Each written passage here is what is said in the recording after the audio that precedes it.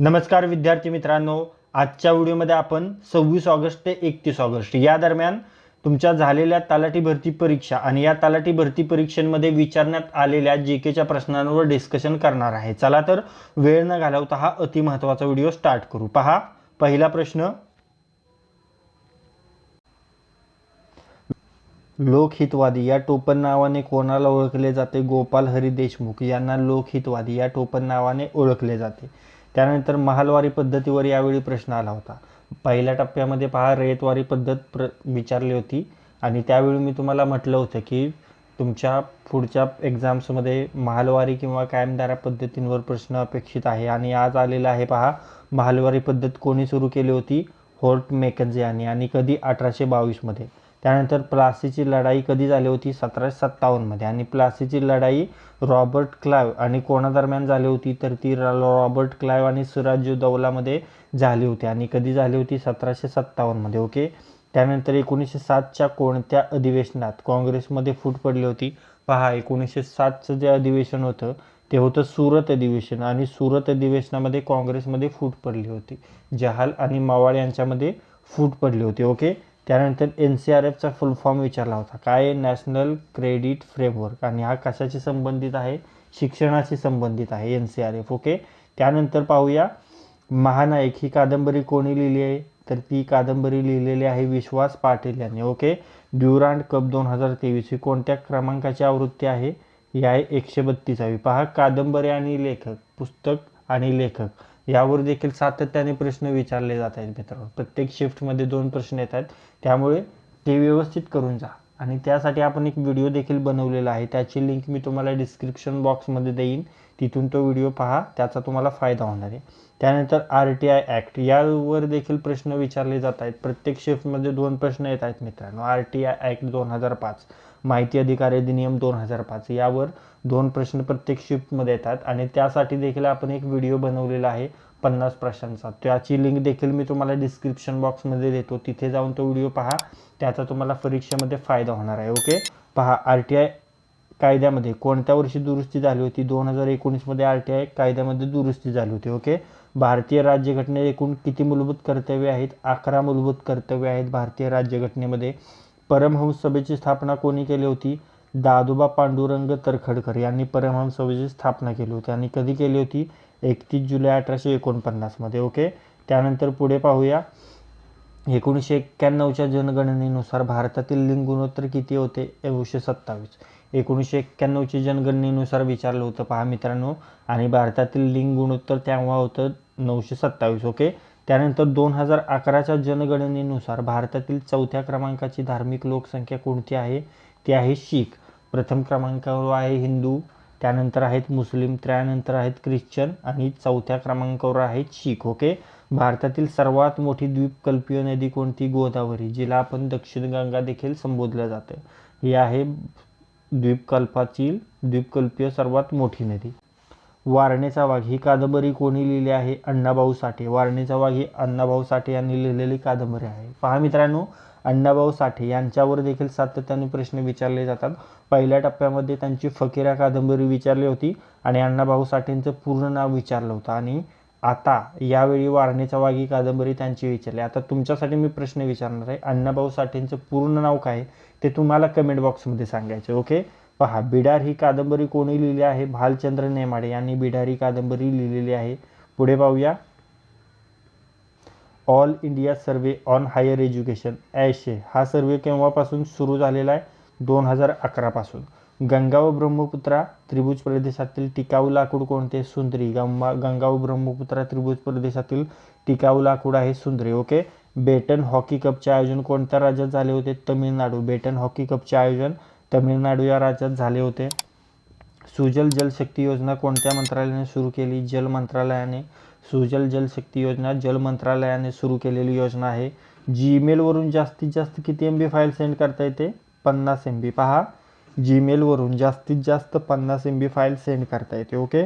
त्यानंतर भारत सेवक समाज याची स्थापना कोणी केली होती? गोपाळ कृष्ण गोखले यांनी 1905 मध्ये पुण्यामध्ये। महानिर्वाण या प्रसिद्ध पुस्तकाचे लेखक कोण आहेत? सतीश आळेकर। माहिती आयोगामध्ये जास्तीत जास्त सदस्य संख्या किती असते? 10।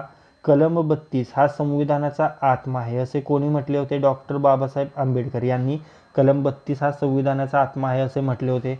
पाचोळा या प्रसिद्ध पुस्तकाचे लेखक कोण आहेत? R R Borade. पाचोळा या प्रसिद्ध पुस्तकाचे लेखक आहेत आर आर बोराडे. त्यानंतर साधना या प्रसिद्ध वृत्तपत्राचे लेखक कोण आहेत? साने गुरुजी. पहा, साधना या प्रसिद्ध वृत्तपत्राचे लेखक आहेत साने गुरुजी. प्रार्थना समाजाची स्थापना कोणी केली? पहा, प्रार्थना समाजाची स्थापना केलेली आहे आत्माराम पांडुरंग तरखडकर यांनी. कोणत्या ठिकाणी? मुंबई येथे. आणि कधी? 31 मार्च 1867 मध्ये प्रार्थना समाजाची स्थापना करण्यात आलेली आहे. ओके. त्यानंतर श्रेया लेंका भारतातील पहिली स्टेप ऑफ कलाकार ठरली आहे आणि ती कोणत्या राज्याची आहे? ती आहे ओडिसा राज्याची. ओके. त्यानंतर सत्यशोधक समाजाची स्थापना विचारलेली आहे. सत्यशोधक समाजाची स्थापना केलेली आहे महात्मा ज्योतिबा फुले यांनी. आणि कधी? 1873 मध्ये. महात्मा ज्योतिबा फुले, प्रार्थना समाज आणि परमहंस सभा यांवर प्रत्येक दिवशी प्रश्न येतोय मित्रांनो, कोणत्या ना कोणत्या तरी शिफ्टला. त्यामुळे हे तिन्ही व्यवस्थित रिवाईज करून जावा. ओके. त्यानंतर नारायण मेघाजी लोखंडे यांनी कोणत्या वृत्तपत्रातून कामगारांचे प्रश्न मांडले? दीनबंधू वृत्तपत्रातून. ओके. त्यानंतर परमहंस सभेची स्थापना कोणी केली होती? दादोबा पांडुरंग तरखडकर यांनी परमहंस सभेची स्थापना केली होती. कधी केली होती? 31 जुलै 1849 मध्ये आणि मुंबई येथे केली होती. कोणत्या ठिकाणी? मुंबई येथे. आणि 26 ऑगस्टच्या दुसऱ्या शिफ्टला देखील परमहंस सभेचा प्रश्न होता आणि 27 ऑगस्ट याच्या शिफ्टला देखील परमहंस सभेवर प्रश्न विचारण्यात आलेला आहे. ओके. त्यानंतर नागरिकत्व संबंधीचे कलम विचारलं होतं. कलम 5 ते 11 हे आहेत नागरिकत्व संबंधीची कलमे. ओके. त्यानंतर भारतीय राज्यघटनेतील कलम 3 कशाशी संबंधित आहे? तो प्रश्न विचारला होता. नवीन राज्याच्या निर्मितीशी संबंधित आहे. कलम 3 भारतीय राज्यघटनेतील कलम 3 नवीन राज्याच्या निर्मितीशी संबंधित आहे. पहा, नवीन राज्याची निर्मिती आणि विद्यमान राज्याचे क्षेत्र, सीमा किंवा नावे बदलण्याशी संबंधित आहे. ओके.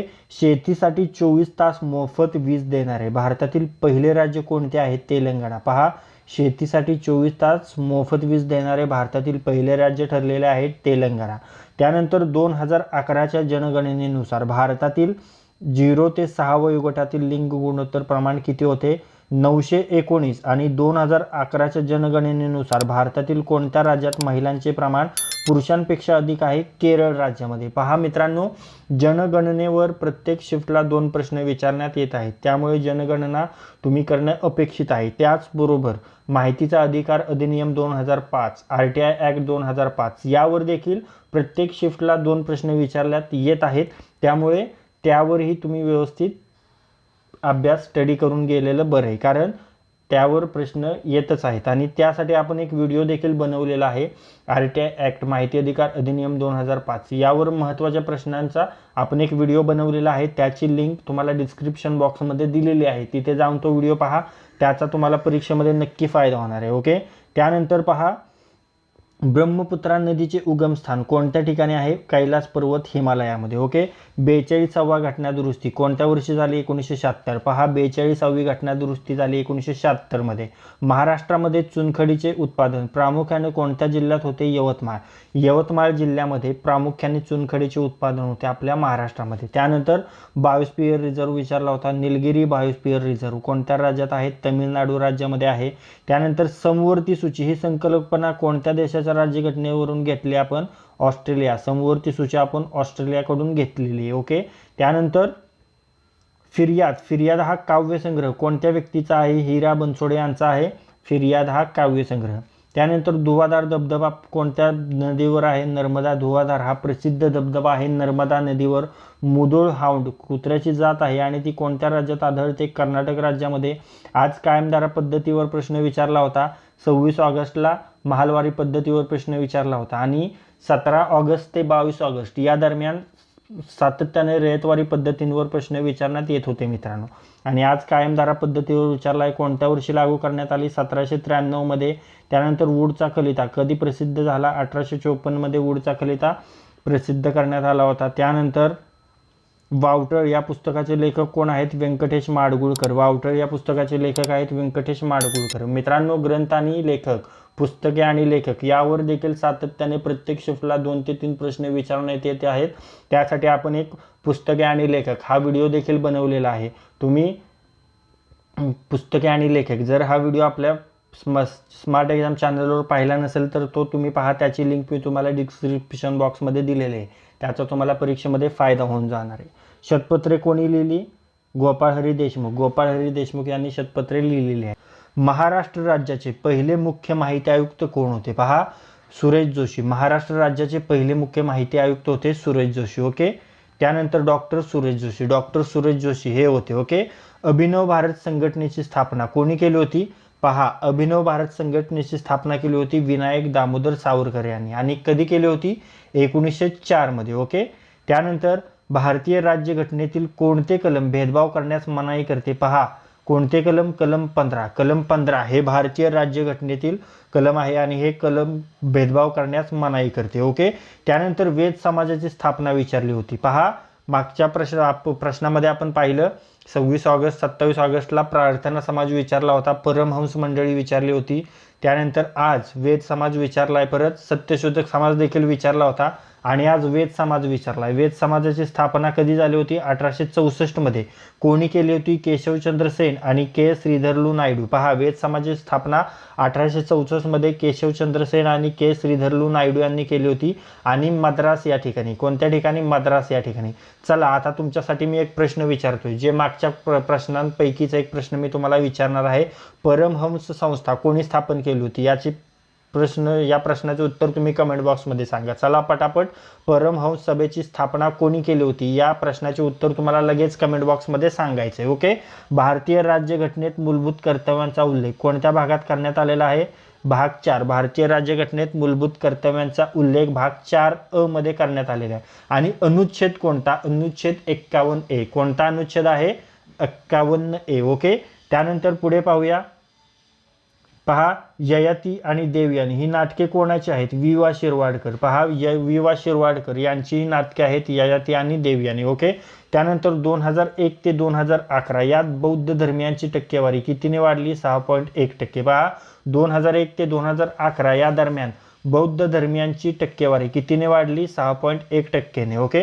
त्यानंतर लोकसंख्येचा दुसरा प्रश्न. 2011च्या जनगणनेनुसार भारतामध्ये ख्रिश्चन धर्मियांची लोकसंख्या किती आहे? 2.78 कोटी. पहा, 2011च्या जनगणनेनुसार भारतामध्ये ख्रिश्चन धर्मियांची लोकसंख्या 2.78 कोटी आहे. आणि 17 डिसेंबरला एक प्रश्न विचारला होता, ख्रिश्चन धर्मियांची लोकसंख्या कोणत्या राज्यामध्ये सर्वात जास्त आहे? पहा, कोणत्या राज्यामध्ये ख्रिश्चन धर्मियाची लोकसंख्या सर्वात जास्त आहे? तर ते राज्य आहे नागालँड. कोणतं? ते राज्य आहे नागालँड. ओके. व्यवस्थित लक्षात ठेवायचं. सिंधू जल करार. सिंधू जल करार कधी झाला होता मित्रांनो? 1960 मध्ये. सिंधू जल करार 1960 मध्ये झाला होता आणि हा भारत आणि पाकिस्तान या दरम्यान झाला होता. भारत आणि पाकिस्तान दरम्यान झालेला हा करार आहे. ओके. त्यानंतर पंडिता रमाबाई यांनी बातमी सदनची स्थापना कोणासाठी केली होती? अंधांसाठी. पंडिता रमाबाई यांनी बातमी सदनची स्थापना अंधांसाठी केलेली होती. ओके.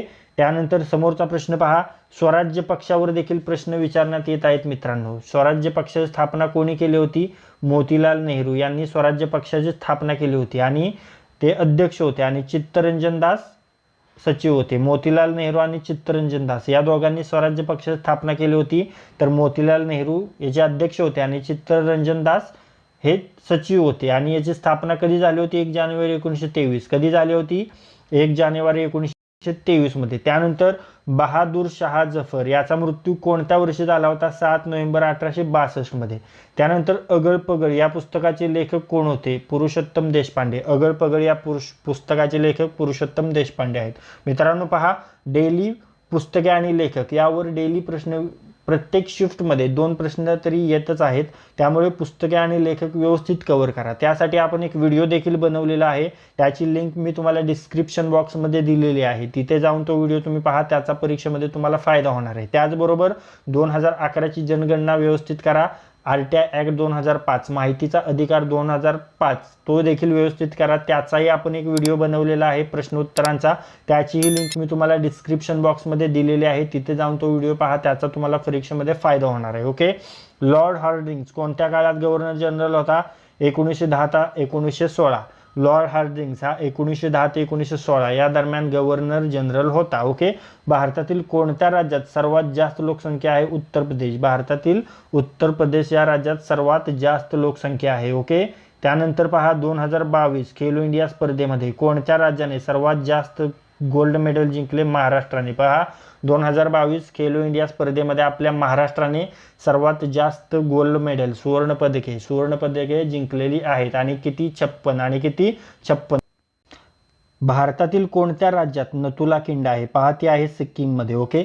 सिक्कीममध्ये नथुला खिंड आहे. त्यानंतर गोपाळ कृष्ण गोखले यांनी 1905 या वर्षी कोणत्या संस्थेची स्थापना केली होती? भारत सेवक समाजाची स्थापना गोपाळ कृष्ण गोखले यांनी केलेली होती. ओके मित्रांनो, गोपाळ कृष्ण गोखले आणि भारत सेवक समाज यावर सातत्याने प्रश्न रिपीट होत आहेत. पहा 17 ऑगस्टच्या पेपरमध्ये देखील होता हाच प्रश्न आणि आज म्हणजे 29 ऑगस्ट या पेपरमध्ये देखील हाच प्रश्न विचारण्यात आलेला आहे आणि मधल्या गॅपमध्ये देखील प्रश्न वारंवार रिपीट झालेले आहेत. ओके. त्यामुळे हा प्रश्न व्यवस्थित लक्षात ठेवा आणि भारत सेवक समाजासंबंधी आणखीन माहिती घेण्याचा प्रयत्न करा. ओके.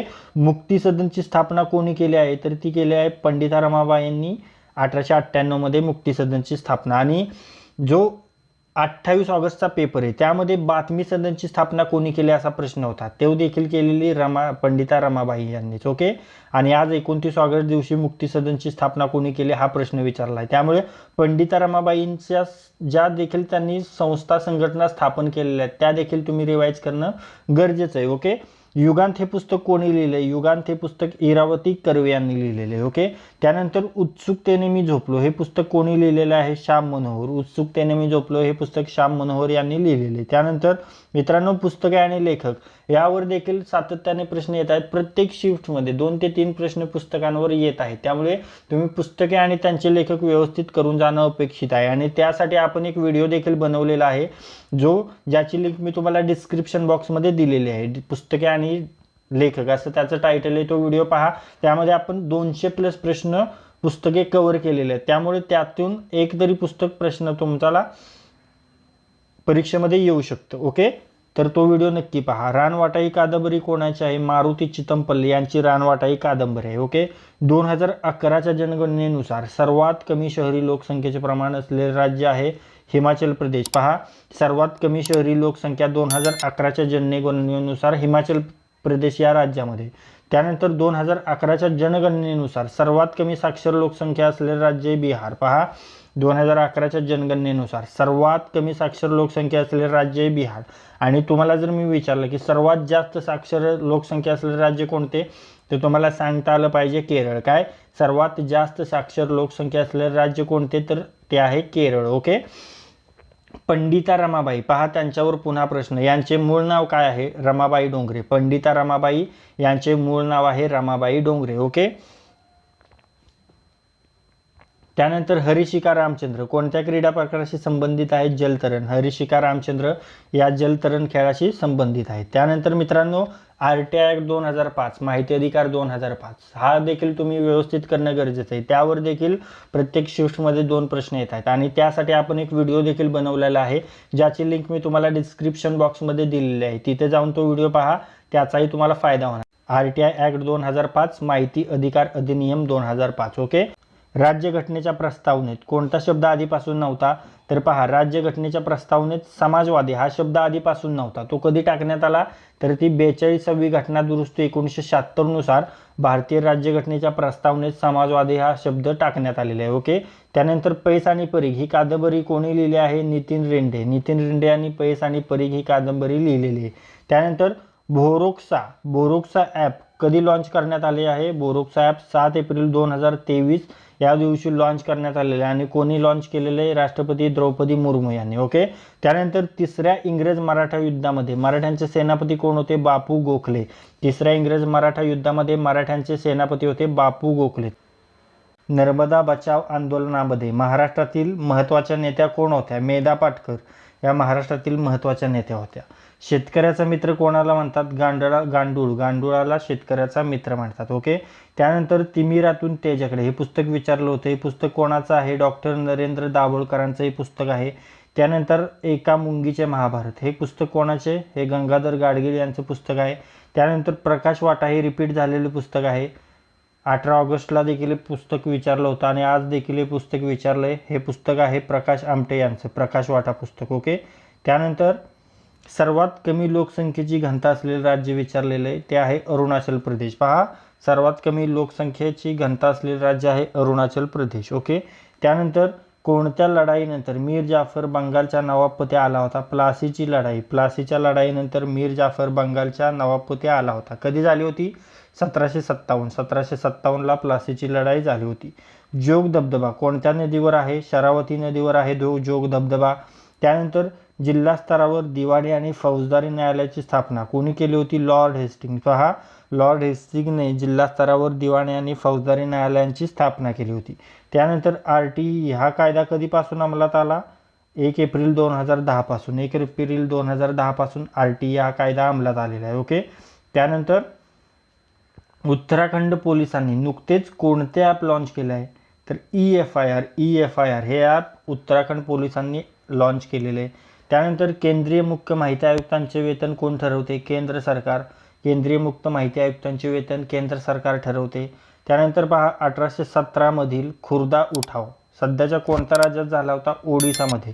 जो 1817 मधील खुर्दा उठाव आहे मित्रांनो, तो ओडिसामध्ये झाला होता आणि याच उठावाला पायका बंड देखील बोलतात. या उठावालाच काय बोलतात? पायका बंड असं देखील बोलतात. ओके. भारतामध्ये टपाल व तार सेवा कोणाच्या काळात सुरू करण्यात आली होती? Lord Dalhousie. भारतामध्ये टपाल व तार सेवा लॉर्ड डलहौसी याच्या काळात सुरू करण्यात आली होती. त्यानंतर अरुणोदय योजना विचारलं होतं. अरुणोदय ही स्कीम, हा प्रकल्प कोणत्या राज्याचा आहे? हा आहे आसाम राज्याचा आणि हा कधी लॉन्च करण्यात आला? 1 डिसेंबर 2020. ओके. आसाम राज्याचा प्रकल्प आहे हा आणि 1 डिसेंबर 2020ला लॉन्च करण्यात आला. त्यानंतर हिंदुस्तान रिपब्लिक असोसिएशनचे संस्थापक सदस्य कोण होतं? HRA याचे संस्थापक सदस्य कोण होते? सच्चिंद्रनाथ सन्याल आणि रामप्रसाद बिस्मिल. पहा, सच्चिंद्रनाथ सन्याल आणि रामप्रसाद बिस्मिल हे हिंदुस्तान रिपब्लिक असोसिएशनचे HRAचे संस्थापक सदस्य होते. त्यानंतर शिवशाहीचा शोध ही कादंबरी कोणाची आहे? वसंत कानेटकर. शिवशाहीचा शोध ही कादंबरी वसंत कानेटकरांची आहे. आणि झाडा झडती ही कादंबरी कोणाची आहे? विश्वास पाटील. ओके. आणि झाडा झडती ही कादंबरी आहे विश्वास पाटील यांची. तर मित्रांनो, या व्हिडिओमध्ये आज आपण 26 ऑगस्ट ते 31 ऑगस्ट दरम्यान झालेल्या तुमच्या तलाठी भरती परीक्षेमध्ये विचारण्यात आलेल्या GKच्या प्रश्नांवर डिस्कशन केलेले आहे, ज्याचा तुम्हाला येणाऱ्या तलाठी भरतीसाठी फायदा होणार आहे. जर हा व्हिडिओ तुम्हाला युजफुल वाटला असेल तर या व्हिडिओला लाईक करा. हा व्हिडिओ आपल्या कमीत कमी 10 मित्रांसोबत शेअर करा. आणि जर हा व्हिडिओ तुम्ही पहिल्यांदाच आपल्या स्मार्ट एक्झाम चॅनलवर पाहत असाल तर आपल्या स्मार्ट एक्झाम चॅनलला सबस्क्राईब करा आणि बेल आयकॉनला हिट करा. तर लाईक करा, शेअर करा आणि सबस्क्राईब करा. Thank you.